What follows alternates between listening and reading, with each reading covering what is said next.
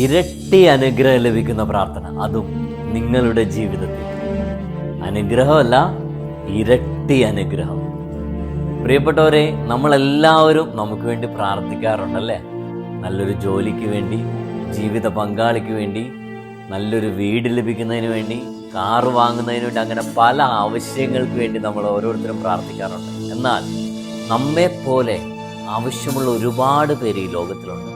രോഗികളായിട്ടുള്ളവർ, വേദന അനുഭവിക്കുന്നവർ, ആരും പോലും ഇല്ലാത്തവർ, അങ്ങനെ ഒരുപാട് പേരുണ്ട്. അവർക്ക് വേണ്ടി നിങ്ങൾ പ്രാർത്ഥിക്കാറുണ്ടോ?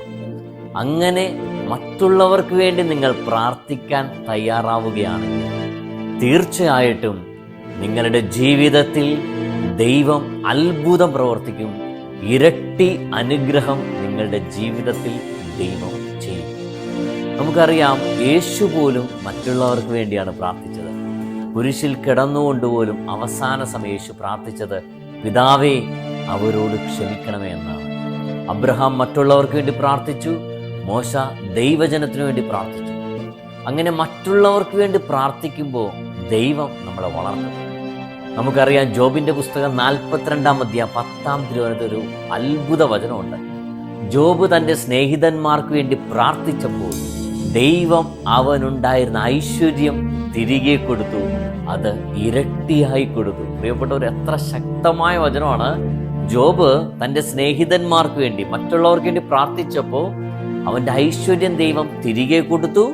അത് ഇരട്ടിയായി കൊടുത്തു. അപ്പോൾ മറ്റുള്ളവർക്ക് വേണ്ടി നിങ്ങൾ പ്രാർത്ഥിക്കാൻ തയ്യാറാവുകയാണ്. ഇനി നമുക്ക് വേണ്ടിയുള്ള പ്രാർത്ഥന ഒന്ന് നിർത്തി. ഇനി ഈ വീഡിയോയുടെ താഴെ കമൻ്റായിട്ട് വരേണ്ടത് മറ്റുള്ളവർക്ക് വേണ്ടിയുള്ള പ്രാർത്ഥനയായിരിക്കണം. നിങ്ങൾ ആർക്ക് വേണ്ടിയാണോ പ്രാർത്ഥിക്കാൻ നിശ്ചയിച്ചിട്ടുള്ളത്, അവരുടെ പേര് കമൻറ്റ് ബോക്സിൽ മെൻഷൻ ചെയ്ത് അവർക്ക് വേണ്ടി നിങ്ങളൊന്ന് പ്രാർത്ഥിച്ചു നോക്കി. തീർച്ചയായിട്ടും നിങ്ങളുടെ പ്രാർത്ഥനയ്ക്ക് ഉത്തരം ദൈവം തരും.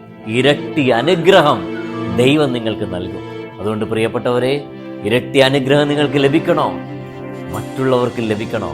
ഈ ശുശ്രൂഷ എല്ലാവർക്കും നിങ്ങൾ ഷെയർ ചെയ്ത് കൊടുത്തോ. കർത്താവ് നിങ്ങൾ അനുഗ്രഹിക്കാനായി, വെറും അനുഗ്രഹമല്ല, ഇരട്ടി അനുഗ്രഹം നിങ്ങൾക്ക് നൽകാനായി കാത്തിരിക്കുകയാണ്. അതുകൊണ്ട് ശക്തമായി പ്രാർത്ഥിക്കൂ. നമുക്ക് വേണ്ടിയല്ല, മറ്റുള്ളവർക്ക് വേണ്ടി. അപ്പം എല്ലാവർക്കും ഇത് ഷെയർ ചെയ്ത് കൊടുത്തേക്ക്. നിങ്ങൾക്ക് ഈ സന്ദേശം ഇഷ്ടമായെങ്കിൽ ഫോളോ ചെയ്യാനും സബ്സ്ക്രൈബ് ചെയ്യാനും മറക്കരുത് കേട്ടോ. കർത്താവ് എല്ലാവരും സമൃദ്ധമായി അനുഗ്രഹിക്കട്ടെ. ആമേൻ.